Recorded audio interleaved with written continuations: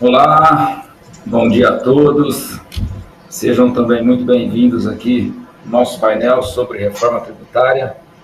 O Rodrigo já me apresentou aí, né? Sou Daniel, sócio-diretor responsável pelo nosso escritório aqui na capital paulista.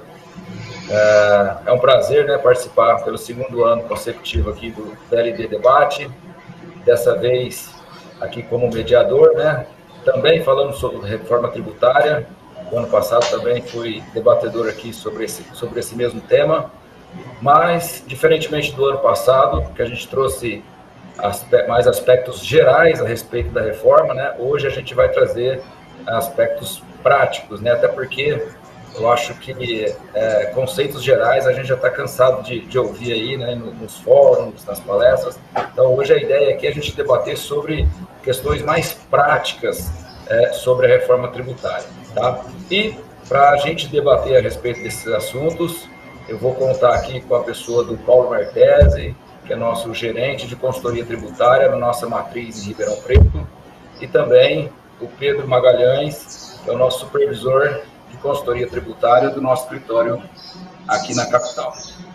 Bom, pessoal, então, para iniciar esse bate-papo aqui sobre as questões práticas da reforma tributária, eu gostaria de começar falando sobre a apuração do IBS-CBS, tá? Então, hoje, quando a gente fala em apuração de tributos, a gente está acostumado com um modelo que é, vamos dizer assim, é praticamente analógico, né? Então, o mês inteiro a gente recebe notas fiscais de entrada e emite notas fiscais de saída, espera virar o mês, escritura isso tudo dentro das obrigações acessórias, aí a gente tem o SPED fiscal, a EFT contribuições, né? Apura o tributo, né? Os créditos menos os débitos e chega no valor ali efetivamente a recolher, né? Na reforma tributária a gente vai estar diante de uma nova realidade, né? E a gente gostaria de comentar um pouco sobre isso e gostaria que você, Pedro, passasse para nós aí um pouco das novidades em relação a como vai ser esse novo sistema de apuração dos tributos da reforma tributária. Bom dia. Bom dia a todos. Bom, vamos lá. O novo sistema de apuração dentro da reforma tributária vem sendo tratado pelo nome de apuração assistida, e ele pretende representar ali uma verdadeira mudança de paradigma em relação ao que a gente tem hoje. A ideia é que a gente saia de um modelo de autodeclaração, no qual o contribuinte apura, declara e paga o quanto deve, e se errar ainda fica sujeito ali a multa e juros, e passe para um modelo de cooperação, no qual a Fazenda, seja aí a Receita Federal ou os estados e municípios, no âmbito do comitê gestor do IBS, passam a assumir para si a apuração, a declaração e o processamento de pagamentos e créditos, ficando ali o contribuinte responsável apenas pela emissão de nota, realização de ajustes e, por fim, recolhimento ou recebimento de crédito. Então, assim, olhando dessa forma, dá para perceber que vai ser a partir de cada documento emitido pelo contribuinte que a apuração vai ser realizada de uma forma automática, ficando ali esse momento da emissão com uma importância ainda maior do que ela tem hoje. E mais, né, ao trazer toda essa responsabilidade para si, a Fazenda, ali depois de um volume considerável de informações, pretende ainda entregar, desde logo aos contribuintes, uma conformidade quase que em tempo real. A ideia, ao que parece, é aproveitar a recepção e o tratamento desses documentos por um motor de cálculo interno e pela calculadora de tributos, e devolver para o contribuinte as informações de conformidade por meio de um modelo que vem provisoriamente sendo chamado de gerenciador de conformidade. Com isso, a Fazenda ela pretende dizer, desde logo para os contribuintes, quais são os entendimentos dela, Fazenda, em relação a uma operação em particular. E se o tratamento que foi dado pelo contribuinte está conforme esse entendimento da Fazenda. É bom também trazer aqui uma visão geral de como a Fazenda pretende fazer essa organização automática dos débitos e créditos que vão resultar ali dos documentos fiscais que vão caindo, de novo, de forma automática na apuração. Primeiro, a ideia é ordenar os débitos conforme a data e horário dos documentos fiscais.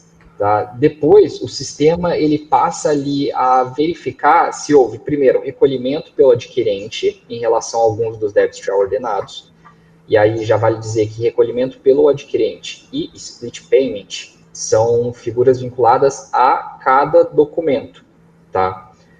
Depois de fazer essa verificação de recolhimento pelo adquirente, o sistema ele verifica se houve pagamento pelo contribuinte. E pagamento pelo contribuinte é algo que só acontece ao final de cada período de apuração. Aí, só por fim, o sistema verifica se você tem crédito na apuração para compensação, de acordo com uma ordem já definida ali para a utilização desses créditos. E a ordem, bem rapidamente, você usa os créditos para pagar débitos vencidos, períodos anteriores, você usa os créditos para pagar débitos do próprio período, e aí só depois, se sobrar, esses créditos podem ser usados para períodos futuros, tá? E aí, inclusive, vai ter uma ferramentazinha ali dentro da apuração assistida, que você pode, desde já, declarar a intenção de ressarcimento, basicamente clicando no botãozinho, dizendo que, olha, se sobrar crédito da minha apuração, eu não quero que ele passe automaticamente para o período seguinte, porque eu tenho a intenção de fazer um pedido de ressarcimento. E se você não fizer até um prazo pré-determinado, esse crédito ele passa para o período seguinte. E aí um último ponto interessante seria meio que sobre a cronologia da apuração, que aconteceria basicamente da seguinte forma, né? Você teria o período do dia 1 de um determinado mês até o último dia daquele mês. Terminado esse período, entraria ali um período de ajuste. Isso vai ser definido pelo regulamento, mas se você olha num documento que a Receita Federal publicou, chamado de Glossário da Reforma Tributária do Consumo, isso está lá previsto para acontecer nos 15 dias subsequentes ao encerramento do período.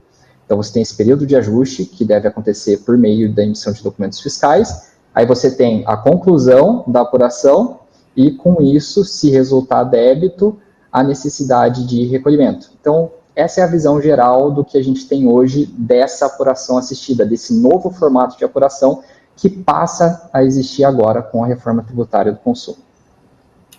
Bacana, muito bom. E assim, o que a gente percebe, né, é que no final do dia, o contribuinte praticamente não vai colocar a mão mais na apuração, né? Vai sobrar para o contribuinte apenas emitir nota fiscal, basicamente, né? Então, as possibilidades de ajustes que a gente está acostumado hoje, praticamente não vai existir, né?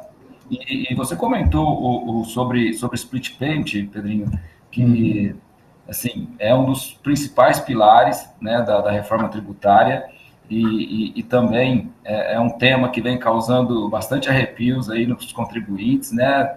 Tem gente que fala que não vai funcionar, tem gente que já é mais entusiasta, e eu gostaria que o Paulo trouxesse aqui uma visão geral ali sobre essa nova modalidade ali de extinção do crédito tributário. Bom dia, Martese. Bom dia. Então, vamos lá. Primeiramente, reiterar os agradecimentos do Daniel. Para mim também é um prazer estar aqui pelo segundo ano consecutivo, né, falando sobre reforma mais uma vez, agora com um aspecto mais prático. Né? E só pegando um gancho aqui no que o Pedrinho falou, né, sobre a apuração assistida, até o próprio nome, né, já induz ali que eles estão te assistindo, né?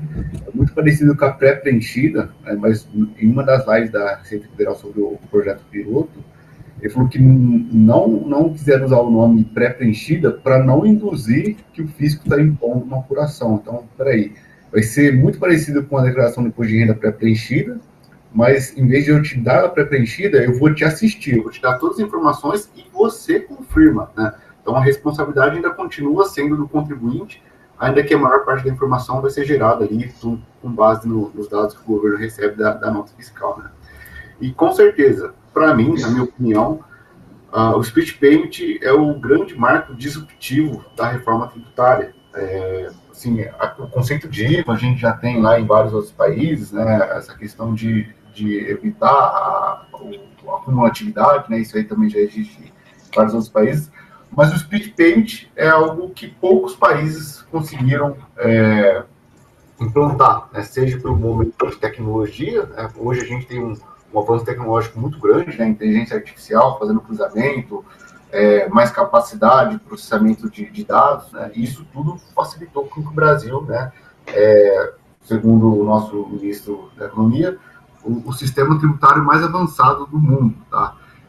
E aí, recentemente, teve uma live também da Receita Federal, o auditor Marcos Flores, ele que está à frente dessa, comandando essa implantação do split payment, e ele cita uma frase lá que o split payment não é uma jabuticaba, né, se referenciando que jabuticaba é uma fruta que só tem no Brasil. E ele fala que é uma orientação da OCDE, né, a orientação ali a nível global. Países como Itália e México já têm o split payment, então não é algo que é o Brasil que está inovando, é algo que é desejado a nível mundial, né? E só para aqueles que não estão 100% dentro aqui, rapidamente, né, o split payment, no momento que eu gero a nota fiscal, ela vai estar atrelada a uma fatura, e essa fatura aí ela vai passar pelo Banco Central, seja o boleto, seja a duplicata, né, ou qualquer outro meio de pagamento ali vinculado ao Banco Central. E quando eu tiver o pagamento, uma parte vai para o governo, né, aí a União, Estados, municípios. Na verdade, vai ser a União e o Comitê Gestor, né, que vai gerenciar essa divisão de arrecadação de Estados e municípios. E o líquido vai para o fornecedor proporcional àquela parcela. Então, isso já elimina ali, na largada, né, a inadimplência dos contribuintes ali, né? Então, isso aí já é algo inovador.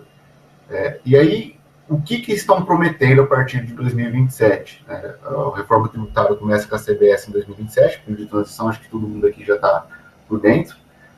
E aí, quando surgiu a ideia de split payment, tinha a Receita Federal sendo categórica que em 2027 a gente já teria o sistema de split payment funcionando 100%, né? Esse é o desejo. Mas, né, nessa live do Marcos Flores, ele já citou como que vai ser implantado o sistema de split payment. Em 2027, vai iniciar aqui algumas empresas fazendo essa operação do split payment. Então, algumas empresas, e aí não tem definido ainda o critério de como será essas empresas que vão ter o split payment, tá? E vai ser somente em operação B2B, ou seja, empresa para empresa. Operações B2C, entre empresa e consumidor final, em 2027 não vai estar funcionando, tá? Então, assim, vai começar de uma forma faseada, incluindo algumas empresas ali nesse sistema do split payment, e depois que tiver a certeza que está funcionando corretamente, vai valer para todas as empresas no cenário B2B, tá? Então, é interessante que empresas que têm preponderância em B2C ainda vai continuar no modo convencional, tá? E isso aqui, assim, até fazer um comparativo, muitas pessoas aqui do Departamento Fiscal e Contábil, lembra-se que no bloco K também foi bem faseado, né, a introdução. Primeiro começou com uma faixa de empresas ali, depois foi uma faixa de empresa do médio ali, do médio forte, né, até chegar em todas as empresas que estão enquadradas. Então, o split payment vai ser dessa forma. 2027 a gente vai ter, começando ali com algumas empresas, tá? Depois que tiver segurança que o sistema estiver rodando, vai se aplicar para todas as empresas no sistema B2B e futuramente, né, vai ter para todas as operações financeiras ali que passem pelo Banco Central. E detalhe, o sistema que vai começar é o offline, tá? O offline, praticamente a gente tem 3 modelos de split payment, vai ser um modelo super inteligente, que no momento do pagamento do tributo, no momento do pagamento da fatura, do boleto, ele já vai identificar se o contribuinte tem ou não tem crédito para ver se faz ou não faz a retenção, né? Explita ou não explita o tributo. Isso aí é o que eles almejam, desejam, mas é mais futuramente, né? Eles não estão prometendo para 2027. O offline, que é independente se o contribuinte tem ou não tem crédito, ele vai reter o pagamento e até 3 dias úteis, né? Ele vai verificar se o contribuinte já fez a apuração, né? Que o Pedro comentou aqui, e caso o imposto já tenha sido pago, ele vai devolver sem 3 dias úteis. Se o imposto ainda não tiver sido pago, ele vai reter essa parcela, né? Vai lá para a União, Estados e Municípios, e no momento que ele for fazer a apuração, já vai estar lá como uma espécie de pagamento vinculado à nota fiscal que vai reduzir o imposto a pagar por competência, tá certo? Então, graças ao split payment, é que vai ser possível ter essa apuração vinculado ao pagamento, que sem o split payment isso não seria possível, né? Então, por isso que eu considero o grande marco disruptivo aqui, né? Então, no geral, assim, o débito continua sendo por competência, mas o crédito vai ser por caixa, né? E só vai ter essa metodologia de crédito financeiro graças ao sistema split payment, né? O sistema de liquidação financeira, que vai permitir o contribuinte se creditar à medida que for pago. E isso tudo vai vir do sistema. E aí tem um reflexo com isso. Até isso é falado também na live do Marcos Flores, que o contribuinte pode até divergir do entendimento da Receita Federal, ou do Estado, do município. Porém, o crédito sempre vai ser limitado ao que foi pago à etapa anterior. Sempre vai ser limitado à etapa que foi pago na etapa anterior. Então, isso reduz e muito o contencioso, as discussões jurídicas que o contribuinte tem, né, de falar que não com uma atividade plena, independente se pagou na etapa anterior ou não, com o critério de crédito financeiro que o split payment introduz, né, que permite esse gerenciamento, independente do que o contribuinte está litigando ali com a Receita, com os estados e municípios, ele vai ter direito ao crédito que foi pago na etapa anterior. Então, se o contribuinte pagou 10, ele vai ter direito a 10. Se ele não pagou nada, e por mais que ele ache que tem direito a crédito, ele vai estar limitado ao que foi pago na etapa anterior, né? Então, o split payment ele vem realmente para mudar ali a forma de fazer negócio e também a forma de apuração de tributos. Legal, Paulo. E, assim, realmente um desafio tecnológico muito grande, né? Principalmente considerando que toda essa estrutura, todo esse arranjo vai ter que ser feito pelos meios de pagamentos, né? Então, assim, muita coisa ainda pela frente, muitos desafios a serem rompidos aí para poder colocar toda essa estrutura de pé, né? E, assim, um dos maiores receios hoje, né, do contribuinte é o seguinte fato, né? Hoje, o contribuinte, praticamente, ele trabalha com o dinheiro do tributo, né? Então, vamos dar um exemplo aqui.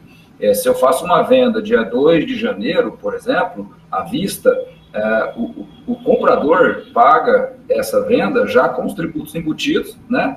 E eu só vou, eventualmente, pagar isso daí lá no meio do próximo mês, quando eu fechar a apuração, né? E com o split payment, né, essa possibilidade deixa de existir, né? E aí eu gostaria de entender com você, Paulo, como que você enxerga, né, o impacto no fluxo de caixa das empresas que o split payment vai trazer? Com certeza, impacto, o split payment é diretamente, né? Até costumo dizer que o tributário e o financeiro vão trabalhar muito ali, né, próximos ali, pós-reforma tributária. Acho que o primeiro ponto que você citou, né, hoje as empresas vendem com tributo, né, isso está embutido por dentro do preço. Então, se ele vendeu e recebeu à vista dia 1 do mês de novembro, ele só vai pagar o ICMS, PIS, COFINS no dia 20, 25 do próximo mês. Então, ele fica ali com um fluxo de caixa de 50 dias a 25 a 20 dias, né, se ele vendeu no último dia do mês, para ele trabalhar. Com o split payment, se ele receber à vista, ele já vai estar recebendo isso líquido, tá? Sim, do que eu vejo de ponto positivo em relação ao split payment, em questão de equidade. Hoje, tem muitas empresas que vendem, não pagam tributo e se aproveitam disso para ter uma vantagem competitiva comercial, né, de mercado, enquanto outras empresas que são idôneas ali, ou pelo menos são adimplentes com os vencimentos de tributo, acaba tendo um impacto no fluxo de caixa muito grande. Então, essa ideia do split payment gera uma concorrência mais leal, né, para aqueles que têm essa manobra de trabalhar com dinheiro, né, ou vender e pagar o tributo. Tá? O segundo ponto, que é comum, né, não estou falando que é certo ou errado, mas tem muitas empresas que preferem trabalhar a custos do governo. Então, em vez de entrar numa linha de crédito no banco, que hoje está caro, né, você pegar lá empréstimo bancário, eles deixam de pagar tributos, então ficam lá 6 meses sem pagar tributos. Isso vai ter Selic mais 20% de multa e juros, no caso da 20% de multa, né, no caso da esfera federal, né? E aí, depois de 6 meses, ou um ano, ou o tempo que for necessário para ele ser notificado, ele vai lá e parcela em 60 vezes atualizada pela Selic, tá? E com o split payment, isso acaba, porque se ele vendeu e recebeu e passou para um meio de pagamento do Banco Central, ele já vai ter esse imposto liquidado, né? Ele já vai receber líquido. Então, muda a forma de fazer negócio e muda, né, e muito a questão do financeiro ali, do fluxo de caixa. E isso, né, na questão teórica aqui, aproxima o fato gerador do tributo, né, com o momento de pagamento. Então, você só vai pagar ali, nesse caso ali, né, o tributo, ali, por mais que tenha competência, mas no momento que você recebe, você vai ter aquele desconto. Então, isso aproxima o fato gerador do pagamento de tributo, né, e também traz essa equidade no mercado, né? Por mais que você vai ter um impacto no fluxo de caixa, e aí com certeza as empresas devem se programar para isso, né? Entender qual que é o seu prazo médio de recebimento, o seu prazo médio de pagamento, para entender como que vai ficar esse fluxo de caixa. Mas, por outro lado, você que é uma empresa adimplente, vai estar concorrendo de forma mais leal com aqueles que não pagam tributo, né? Aqueles que usam manobra ali para ter um fluxo de caixa melhor. Então, acho que em questão de impacto financeiro eu vejo isso. Legal. Realmente é o sonho de todo o governo, né? Aproximar ao máximo o fato gerador do tributo com o efetivo pagamento, né? O split payment é na veia, né? Emitiu, pagou, já splita, né? Separa a grana do vendedor e a grana do governo, né? E com certeza isso vai trazer aí um novo cenário de fluxo de caixa para a maioria dos contribuintes, tá? É um outro grande desafio aí de gestão, né? Legal. Agora, eu gostaria de falar um pouquinho, né, também sobre questões práticas, mas para a gente entender ali como que vai funcionar as classificações, né? Hoje, a gente conhece que, assim, está acostumado, né, a apurar o tributo, né, a definir tributação, né, usando os já conhecidos CFOPs, os já conhecidos CSTs, as NCMs, enfim, todo o parâmetro, né, as naturezas de operações que são criadas, né, todos os parâmetros dos sistemas para a gente emitir a nota fiscal e apurar corretamente o PIS/COFINS, o ICMS, o IPI, enfim, ela se baseia nessas classificações, né? Agora, a gente está vendo na reforma que isso vai mudar um pouco, né? Especialmente, por exemplo, ali, quando a gente já viu falar aqui de sequestrib.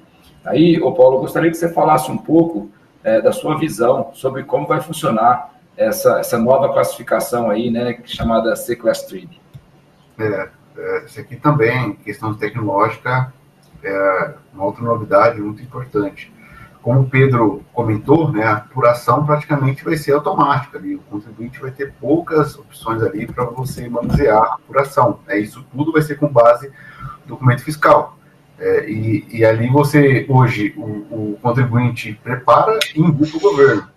E com a apuração assistida vai ser o contrário. O governo vai preparar e você fecha ela e depois você importa no seu sistema, né? Vai ter essa API.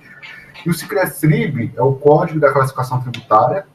Ele é um desdobramento do CST, que é o Código da Situação Tributária, né? Então, ali você vai indicar as hipóteses de classificação tributária do novo sistema tributário. E ele vem para padronizar essas operações de consumo, né? Então, vai ter os códigos ali que você vai indicar na nota fiscal, e com base nesse código é que o sistema vai interpretar a apuração, tá? Então, sequestribs serão os códigos vinculados às operações de consumo, ou operações que tenham ou não tenham incidência dos novos tributos da reforma tributária, que quando preenchido corretamente, isso vai alimentar a apuração assistida, o motor de cálculo, e a partir dali você vai ter o resultado, tá? Então, o correto preenchimento do sequestrib é essencial para quem quer ter uma apuração correta, tá? E aí, falando em questão assim, até departamento fiscal, né, eu já trabalhei em escritório de contabilidade, eu sei como que funciona. Hoje, você recebe a nota fiscal, ela vem com CFOP, ela vem com CST, e você tem que declarar ela, né, com foco na sua entrada, né, com foco no destino destinatário, do contribuinte que está recebendo. Então, se a FOP às vezes vem um 101, você vai colocar lá um 556. O CST vezes é 00, né, tudo está integralmente, você entra com 0,90 porque não dá direito a crédito, tá? E agora, com a reforma tributária e o Ciclast-Trib, na minha visão, essa parametrização acaba. O que o fornecedor destacar de Ciclast-Trib, né, o CST que ele foi indicar lá, né, na tributária, vai ser automaticamente a sua entrada. Tá? Não vai ter mais essa parametrização do que o cara emitiu, né, o vendedor emitiu, do que você tem que entrar. O que você vai ter que fazer é acompanhar se o fornecedor está fazendo a classificação correta. Olha, você está colocando que é uma operação diferida, mas na verdade não se encaixa no diferimento, é uma operação tributada. Consequentemente, ele vai destacar os tributos, vai aumentar o preço e você vai arcar com aquilo e vai tomar o crédito. Então, Ciclast-Trib, né, serão os novos códigos de classificação tributária que o fornecedor vai destacar e você praticamente vai ter isso automático, alimentando ali a sua apuração assistida, tá? E só para fechar aqui, acho que tem muita gente já parametrizando o sistema, queria deixar um recado que essa tabela está sendo aperfeiçoada, né? No mês de setembro, até o mês de setembro, outubro, não lembro aqui, eu lembro que tinha uma operação de venda de insumos agropecuários, e aí tem uma destinação para contribuinte e para não contribuinte, que ambas são diferidas, mas tem uma particularidade ali. E só tinha um Ciclast-Trib de venda diferida de insumos agropecuários para contribuinte, não tinha para não contribuinte. E muitas pessoas ficavam perguntando, então não aplica para não contribuinte, não aplica. Mas, na verdade, era só uma falha na atualização da tabela. Logo em setembro e outubro, veio uma atualização constando, né, essa situação.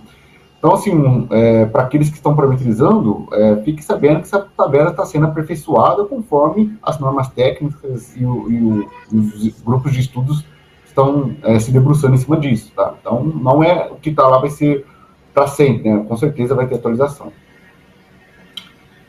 Muito bom, muito bom. Realmente, né, o protagonismo do Ciclast-Trib na apuração do IBS-CBS, ele vai ser enorme, né? E uma coisa legal, né, que você comentou das tabelas, né, Paulo? As tabelas, cada código do Ciclast-Trib, ela está vinculado a um elemento da norma legal, a um inciso, a um parágrafo, né? Então, isso facilita muito, né, a análise do Ciclast-Trib, né, e a parametrização dos sistemas, né? Até onde eu me recordo ali, tem pouquíssimas Ciclast-Trib que se refere a outras operações, como a gente está acostumado hoje, né, com 5949 da vida, né? Então, assim, isso é muito bom, ajuda muito aí, facilita bastante na parametrização. Agora, eu queria tocar num assunto aqui, né, até aproveitando o nosso bate-papo inicial, que a gente falou sobre apuração assistida, né? Então, a gente comentou lá que praticamente o contribuinte não vai pôr a mão na apuração por meio de ajuste, né? Hoje a gente está acostumado ali, né? Tem várias linhas ali de ajustes, né?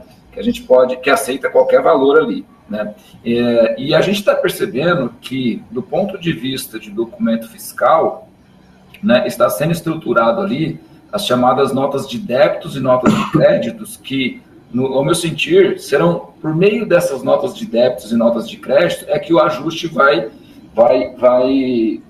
passar a ser feito, só que com uma qualidade de informação, né, e vinculação de informações entre notas muito maior, né, o que traz muita segurança ali na qualidade da informação e facilita para o fisco, né, apurar o tributo do contribuinte.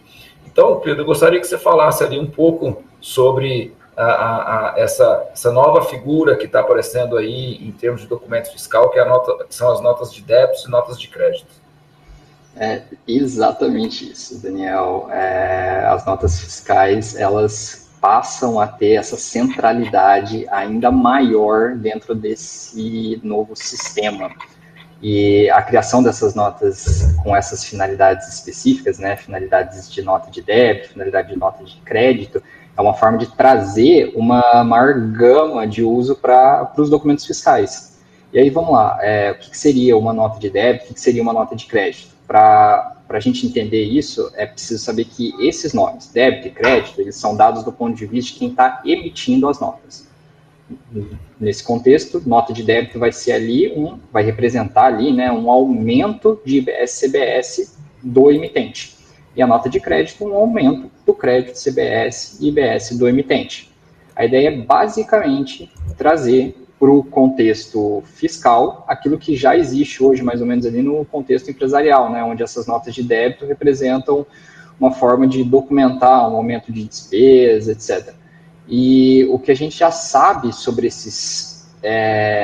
sobre essas notas de débito e crédito por meio, né, das notas técnicas, é que já existem alguns tipos definidos para o uso dessas finalidades. E aí, só passando aqui rapidamente sobre alguns dos tipos mais interessantes que constam dessas notas técnicas. A gente vai ter ali, para tipo de nota de débito, por exemplo, notas fiscais não processadas no sistema, que eventualmente pode acontecer, né? A operação assistida ela é automática, as notas vão caindo ali de forma automática, e aí uma eventual inconsistência nisso é preciso que seja ajustada por meio de uma nota de débito. E aí, né, além de corroborar isso que você falou, a gente já pode ter um foco aqui na necessidade de uma conciliação entre a apuração assistida e aquela apuração interna que o contribuinte mantém através do ERP dele. Então, já é um ponto interessante para focar daqui para frente. Além disso, quais outros tipos interessantes que a gente tem? Multijuros. Multijuros constituem base de cálculo de IBS-CBS. E aí, como geralmente é um fato que acontece posteriormente à emissão de uma nota, é preciso que isso seja documentado por meio de uma nota de débito com referência a cada item da nota original que a multijuros se refere. E aí, a gente, de novo, já vê uma necessidade de integração maior com o financeiro, né, algo que o Paulo já comentou em relação ao split payment. Temos também tipo de nota de débito, anulação de crédito em razão de saídas imunes isentas. A gente sabe que o crédito precisa ser anulado em relação a essas saídas, não precisa ser em relação à saída com alíquota zero, a saída de exportação, que é uma forma de imunidade, então é uma exceção aqui. Papel, radiodifusão, televisão gratuita também não, mas isso é bem específico, enfim. Temos a questão do tipo de nota de débito para pagamento antecipado, tá? Então, sempre que tiver ali um tipo de pagamento antecipado, não documentado, isso é preciso ser formalizado através de uma nota de débito, com preenchimento de tag, de data de previsão de entrega, referência a cada item, e se não puder referenciar a cada item, vai ficar dispensada a emissão a antecipação, né, a emissão e antecipação de IBS-CBS. Isso consta de uma cartilha recentemente publicada pelo Comitê Gestor do IBS.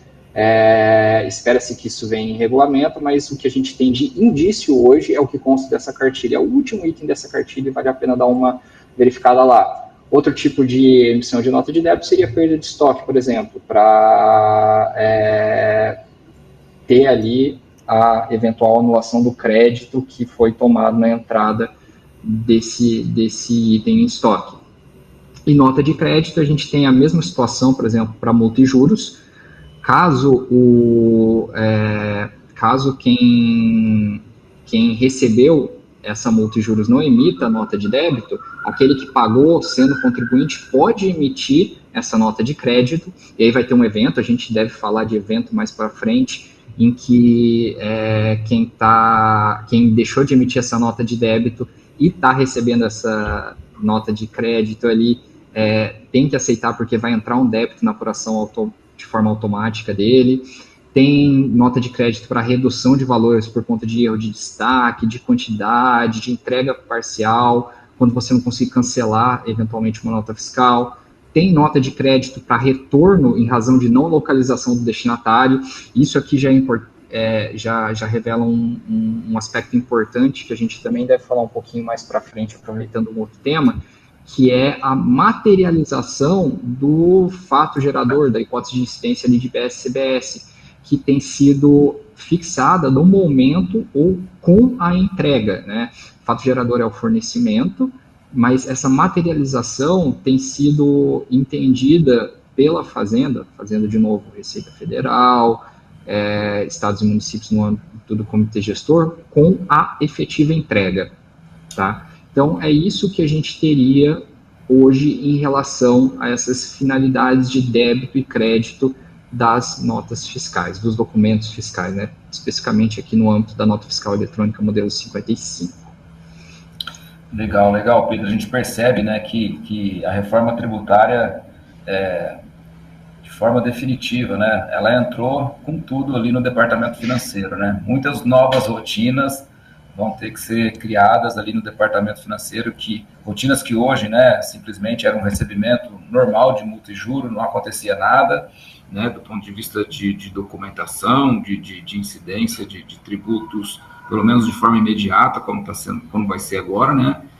Os adiantamentos também, vai ter que ter uma tratativa, vai ter que ter uma rotina ali para se emitir uma nota fiscal, enfim, grandes mudanças pela frente, né? Outra documento, né, vamos dizer assim, outra rotina que também vai ser utilizado de forma pela reforma tributária são os eventos vinculados à nota fiscal, né? Hoje já existem esses eventos, né, mas é lógico que numa proporção bem menor. Então, por exemplo, um cancelamento de nota fiscal hoje é feito por meio de um evento que você envia, né, informando que você está cancelando aquela nota fiscal, ou a manifestação do destinatário também é um evento vinculado à emissão da nota fiscal, né? E a gente está percebendo ali, de acordo com a publicação das notas técnicas, que a reforma tributária vai utilizar bastante desses eventos, né, para poder formalizar algumas situações no âmbito da apuração do IBS-CBS, né? Você poderia comentar para a gente aí os principais, como que vai funcionar esses novos eventos que vai impactar na apuração do IBS-CBS? Deixa eu falar sobre isso para aproveitar o gancho dessas finalidades de débito e crédito. E aí, de novo, né, a gente tem essa centralidade dos documentos fiscais. Só para voltar um pouco, o evento é qualquer fato relacionado ali ao documento e que normalmente acontece após a autorização de uso. É basicamente uma forma de documentar as ocorrências referentes àquele documento fiscal dentro ali do ambiente de produção dos documentos. Então, a partir das notas técnicas que vêm sendo publicadas, a gente tem ali novos eventos bastante interessantes que ajudam a entender a reforma e a dinâmica de IBS-CBS. E aí eu vou citar, como você pediu, alguns que vão nessa linha. Por exemplo, perda, quebra, roubo ali no transporte. E aí você tem dois exemplos, dois eventos específicos. Um, para quando o frete é CIF, né? O frete ali o frete de responsabilidade do remetente, ou FOB. Então, e o que a gente tem nisso, né? Lembra que eu falei da fixação ali, da materialização do fato gerador com a entrega? Se a gente tiver ali um frete CIF, caso você tenha perda, né, você não teria o fato gerador, mas você já teria feito o destaque desse IBS-CBS na nota de fornecimento. E aí você tem um evento especificamente para isso, para diminuir o seu débito. Agora, se o frete for ali FOB, né, Free On Board, você vai ter basicamente o contrário. O fato gerador ele vai ter acontecido, vai ter tido destaque, como ali os riscos correm por conta do adquirente, é o adquirente que vai ter que realizar, que vai ter que fazer esse evento para diminuir o crédito dele, porque ele não está recebendo tudo aquilo que constou do documento fiscal de fornecimento, mas o fornecimento em si teria acontecido. Então, são pontos interessantes que a gente já começa a ver em eventos da nota fiscal e já começa a entender um pouco da dinâmica da tributação. Quais outros eventos interessantes que a gente tem? A gente tem fornecimento não realizado com pagamento antecipado, então houve ali um pagamento antecipado, vencimento de data de previsão de entrega e, eventualmente, isso não se concretizou. E aí, por meio de um evento em relação àquela nota fiscal que documentou o pagamento antecipado, você tem a diminuição da antecipação daquele débito, né, que é devido no momento do pagamento antecipado. Você tem, por exemplo, evento para destinação de item para consumo pessoal, que é aquela transposição de estoque, né? O crédito daquilo caiu automaticamente na sua operação assistida. E aí vai ser preciso que você estorne, basicamente, esse crédito para ajustar os valores ali dentro da apuração assistida. E isso se dá por meio de evento. Mas um evento, aquele aceite do débito na apuração por emissão de nota de crédito. Lembra da contrapartida lá? Da nota de multa e juros que quem recebeu não emitiu para reconhecer o débito, e aí quem pagou para ter o crédito emitiu a nota de crédito. Aquele que deixou de emitir a nota de débito tem que aceitar por meio de evento, tá? Outro evento interessante, a solicitação de apropriação de crédito para bens e serviços que dependem da atividade do contribuinte. Se vocês se lembrarem do que vocês já viram até aqui sobre crédito dentro da reforma tributária, vocês vão ver que vocês vão retomar a ideia de que itens de uso e consumo pessoal não dão direito a crédito.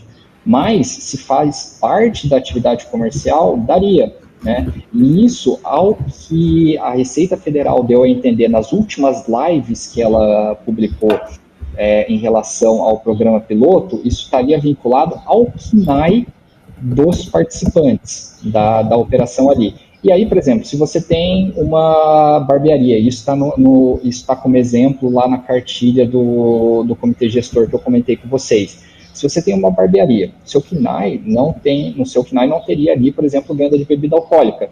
Mas aí você compra um freezer para fazer esse tipo de venda e compra cerveja. Automaticamente, pelo seu CNAE, você não teria crédito na compra daquela cerveja.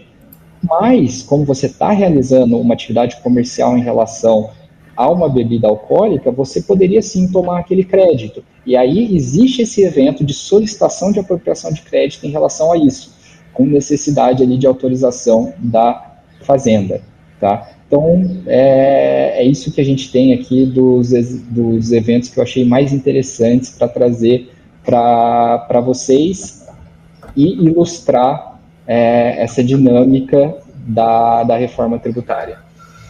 Excelente, Pedrinho, excelente, porque eu acho que os eventos vai ganhar uma importância muito grande na apuração, né? E assim, você citou apenas alguns, né? E a gente sabe que tem vários outros tipos de eventos.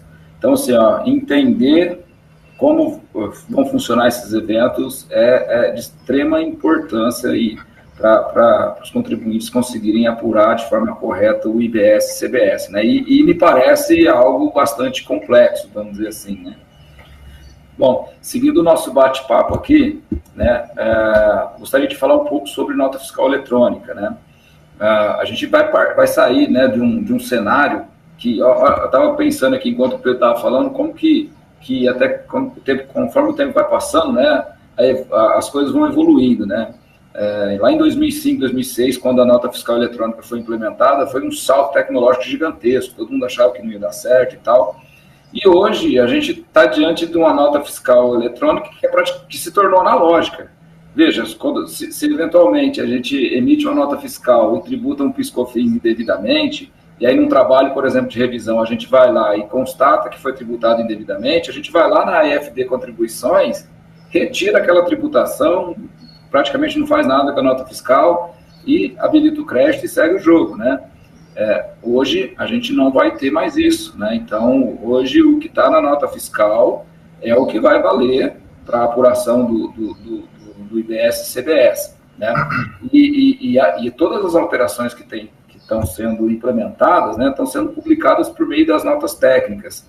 E aí, Pedro, talvez assim nem todo mundo está acompanhando de perto, né, essa dinâmica, né, eu gostaria que você falasse um pouco ali de como está funcionando, né, a publicação dessas notas técnicas. Certo. Esse é um ponto bastante interessante para ficar de olho. Tá? Bem rapidamente, né? As notas técnicas ali, elas são documentos realmente técnicos, elaborados por técnicos envolvidos ali no projeto da reforma tributária para esclarecimento de alguns assuntos. E aí, tem pelo menos 3 documentos hoje bastante interessantes e que vão sendo publicados, vão tendo alterações ao longo do tempo para vocês acompanharem. O primeiro é a nota técnica em relação à nota fiscal eletrônica modelo 55, que vem sendo atualizada com muita frequência e publicada no portal da nota fiscal eletrônica. O número dela é 2025-002, teve alteração ontem, inclusive. Lá consta cronograma de implementação da reforma tributária para a nota fiscal eletrônica, é de acompanhamento obrigatório para ficar em dia com as regras da reforma tributária. Além disso, a gente tem uma nota técnica específica para a nota fiscal de serviço eletrônica. O nome dela é SE/CG NFSE número 005. Vocês encontram esse documento no portal da Reforma Tributária do Consumo. É um site do .gov, então se vocês jogarem ali no Google Portal da Reforma Tributária do Consumo, vocês vão achar esse documento lá. E tem essa cartilha recente que eu já comentei algumas vezes hoje com vocês, que foi publicada pelo Comitê Gestor do IBS. Se vocês procurarem também pelo Comitê Gestor do IBS, vai ter um site lá no .gov e vocês conseguem ver os documentos publicados por eles. Vale ficar de olho nisso, vale ficar de olho na publicação das tabelas de C-Class Trib, por exemplo, que o Paulo mencionou, para que vocês acompanhem passo a passo do que está acontecendo dentro da reforma tributária em termos de implementação prática disso naquilo que vai ficar a cargo de vocês contribuintes, a emissão de documento fiscal, tá? Então, fiquem atentos a isso. Bacana. E, rapidamente, Paulo, só para a gente, né, falando bastante de nota fiscal eletrônica, de eventos aqui, vamos, se você puder, dar uma pincelada para a gente sobre, afinal de contas, quais são os principais campos aí que estão sendo implementados nas notas fiscais eletrônicas. Perfeito, vamos lá. Acho que os próprios tributos, acho que não preciso falar, né? IBS, CBS, IS, lembrando que até então o IBS, CBS vai somar no valor do ICMS durante a transição, né? É o que a gente tem até agora. Mas assim, um campo que eu quero destacar aqui, a data da entrega da mercadoria. Pedro já foi enfático em dizer que o fato gerador vai se dar no momento da disponibilização da mercadoria, e quando essa mercadoria for entregue até o destinatário, vai ter um campo na nota fiscal que é previsão de entrega, tá? E com base nessa data de previsão de entrega é que vai compor a competência do tributo. Então, imagina lá, eu emiti a nota dia 30 de novembro, com previsão de data de entrega dia 2 de dezembro. Vai entrar no campo na apuração de novembro ou de dezembro. Como a data de entrega está em dezembro, essa nota vai entrar na apuração de dezembro. Então, isso é muito importante. Você vê que a reforma tributária também vai passar a incorporar muitos dados da logística, né, que hoje não acontece, tá? E aí, na falta do preenchimento da data de previsão de entrega, vai ser a data da saída da mercadoria. Vendi a 30 de novembro, mas a data da saída da mercadoria é dia 1 de dezembro. Então, de forma suplementar, vai entrar na apuração de dezembro, por conta que a data de saída é do bem seguinte. E não tendo a data da saída, vai ser a data da emissão do documento, tá? Então, essa é a ordem. E ainda, dentro dos eventos que o Pedro citou, caso a data de previsão de entrega se arraste, né, se prolongue devido a algum fato ali, né, externo, o caminhão quebrou e vai entregar dia 30 de novembro, vai ter que entregar dia 1 de dezembro.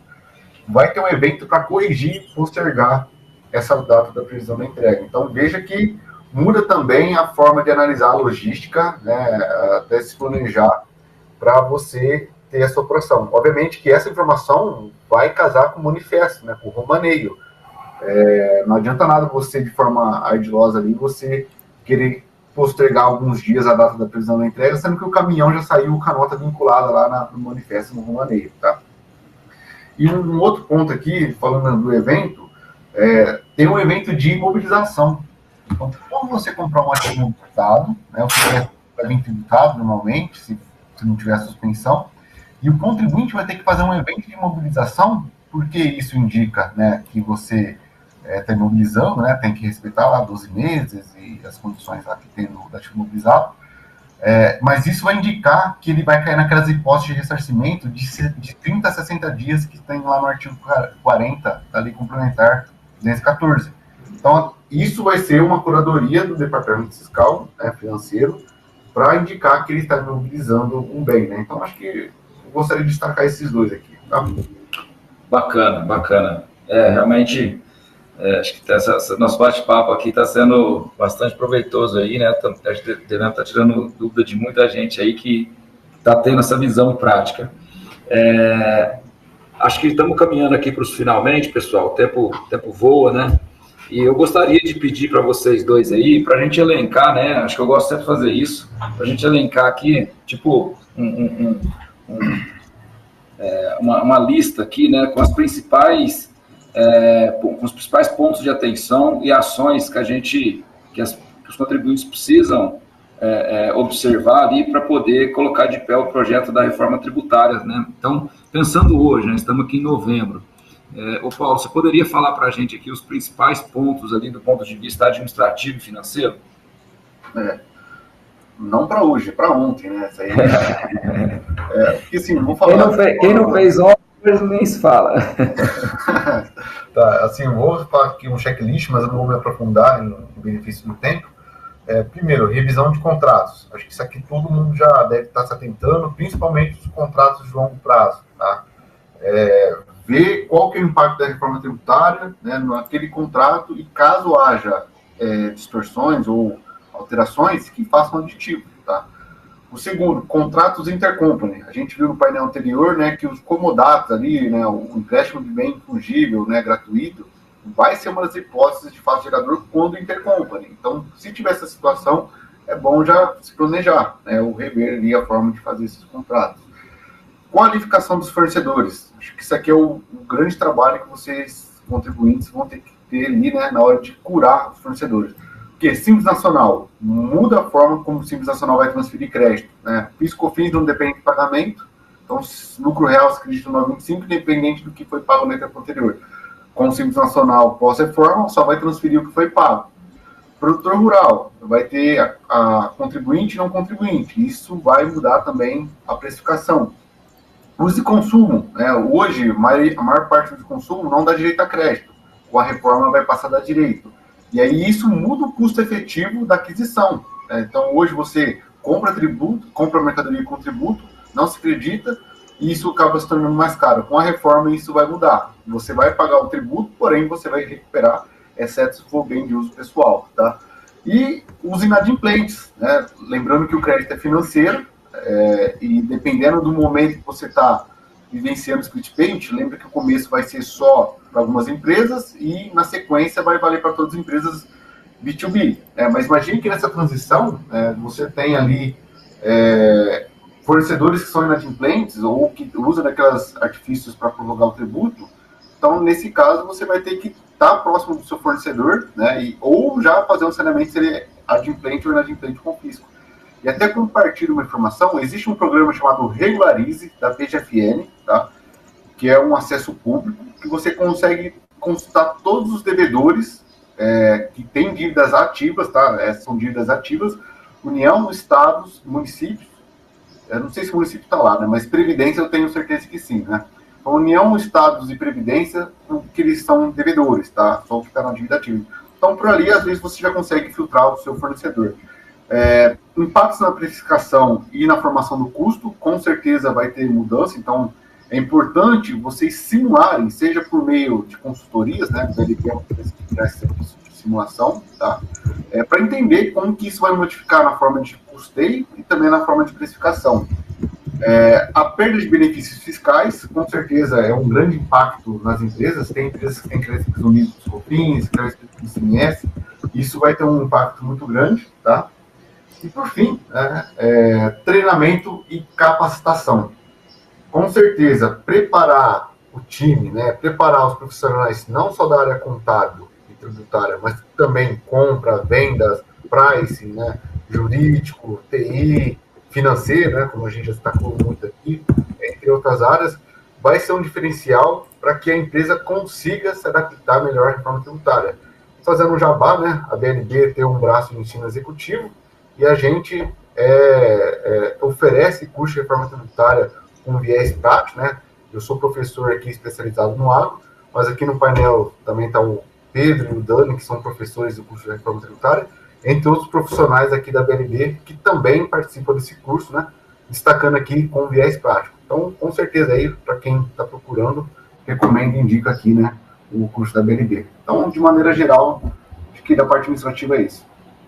Legal, Paulo. Acho que vale a pena tomar nota, né? E como eu disse, né, o nosso tempo está acabando e a gente prometeu que ia responder algumas perguntas aqui, né? O nosso time aqui separou uma pergunta para a gente. Então, vamos lá. O tributo será cobrado no destino, ou seja, onde o produto é consumido, e não na origem, onde é produzido. Quando esse ponto passa a valer? Qual dos dois gostaria? Pedro, se habilita? Eu me habilito, vamos lá. Essa cobrança no destino, ela vai acontecer para IBS, né, que é um tributo ali de competência compartilhada de estados e municípios, e já começa a valer em 2026, desculpa, como teste somente em relação aos estados, porque em 2026 a gente vai ter ali a alíquota de 0,1% para estados, tá? Mas é teste ainda. Apesar disso, já começa a acontecer. 27 e 28, a gente ainda continua em teste para IBS, mas agora em relação a estados e municípios. Aquela alíquota de 0,1 passa a ser dividida em 0,05 para municípios, 0,05 para estados, salvo engano. E aí, de 29 a 2033 em diante, a gente entra no período de transição para o IBS completo, né? Vai diminuindo ICMS, vai diminuindo ISS e vai aumentando IBS.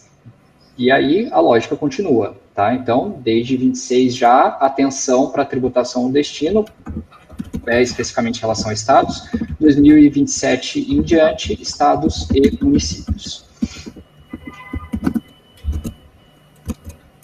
Legal. Nós vamos ter mais alguma pergunta? Acho que vamos ter mais uma pergunta.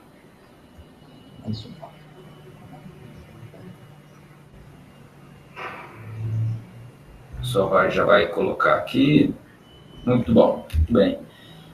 Se o contribuinte for simples nacional e não terá obrigatoriedade de emissão com o IBS e CBS em 2026, como dar aceite no evento? Boa pergunta, hein? Pergunta mais técnica, formal. Mais técnica, talvez ainda nem esteja regulamentada. Mas vamos lá. Mas assim, aí o Pedrinho, que acompanha mais a nota técnica, pode complementar. Mas para 2026, aqui estão obrigados a habilitar teste, está no CRT3, né? Que são os contribuintes do regime normal. E o Simples Nacional e MEI não está, por enquanto, né, nessa alíquota teste. Tá? Então, assim, essa questão do evento ainda precisa amadurecer, o sistema vai dar essa ferramenta para ele acompanhar o aceite, né, desses eventos, até no caso da nota de débito, né, de crédito, o contribuinte da outra parte precisa aceitar, porque se é uma nota de débito ou crédito, automaticamente é um crédito ou débito para outra parte, e a outra parte precisa dar o aceite, né? Mas essa ferramenta, até onde eu sei, não está disponível. O que a gente tem já é o desenho de como vai funcionar, né? Mas o e-mail ainda não está pronto, né? É isso, Pedro? É isso mesmo, estou de acordo. Bacana, pessoal. Gostaria de agradecer aqui ao Pedro e ao Paulo, com certeza foi muito esclarecedor esse nosso bate-papo aqui. E agora, né, nosso tempo terminou aqui, e aí eu peço a todos que fiquem aí, que na próxima vai o Robson, né, nosso sócio responsável pelo escritório de Goiânia, vai falar sobre novidades do IFRS. Bom dia a todos aí, e mais uma vez, muito obrigado. Até a próxima. Tchau, tchau.